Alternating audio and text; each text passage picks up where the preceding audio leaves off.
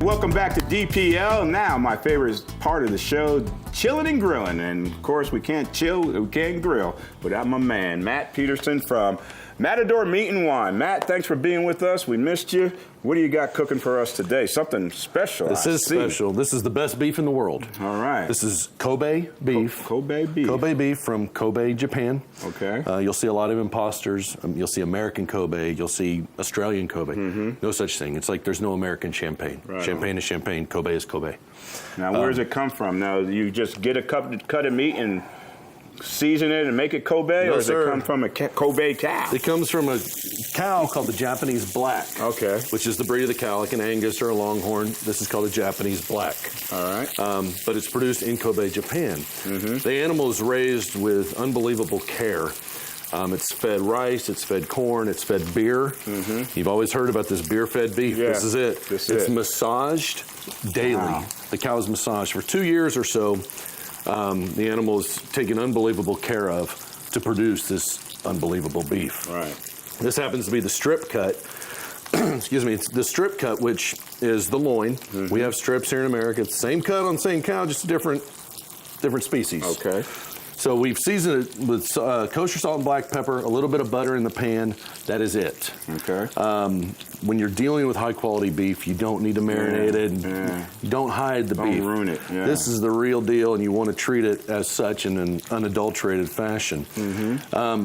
What makes it amazing is I want you to rub, this is a little bit of fat. Rub a little bit of that between your fingers. Wow. Now look at your fingers. It's like butter. Yeah. It's actually melting in your hand. Wow. It's an unsaturated fat, so it's better for you. Yes, there's a lot of it. And it's not a dietary aid by any stretch, but that's what makes... So you don't need to cut it out or get rid of it. You just keeps it in there and helps flavor the beef. Absolutely. And the key to cooking Kobe is because there is so much fat, you don't want to cook it on a grill. You will lose the fat. It'll actually tend to dry out the beef. We're cooking in a cast iron skillet, a little bit of butter. You can use some olive oil, whatever your fancy is. I like butter, just it's butter. But you sear it at a high temperature. This skillet's hovering in the 325, 350 range. Okay. You can see the beautiful caramelization that's occurring on the beef.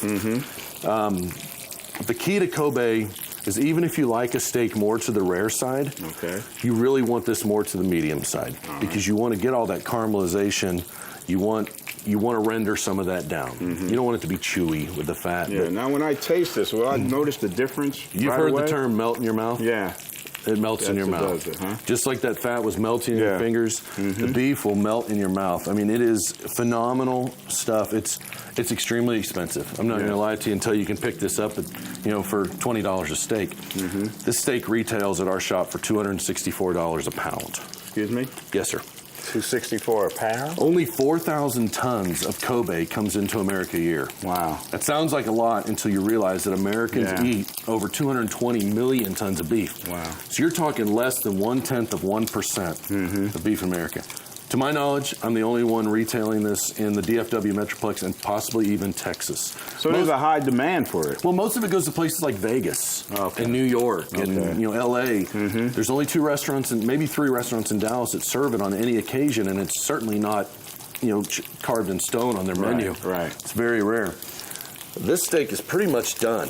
In the time that we filmed this, it's 3.5, 4 minutes. Yeah, let's get that out of the way. 3.5, 4 minutes. And that's all it takes because the fat renders so quickly that it's done. But I want you to see this now. When we cut into this, you see it's a medium. Yes. But then, Drew, I think you're in for a treat here. Yes. Be your first time trying this on it's very rare. Peterson Live or anywhere. So, Kobe beef. Kobe beef.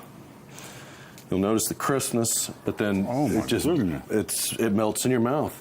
I mean, it is a once in a lifetime opportunity for many people. I mean, it's special. It was the first time I'd ever gotten it. We've been in business 4.5 years.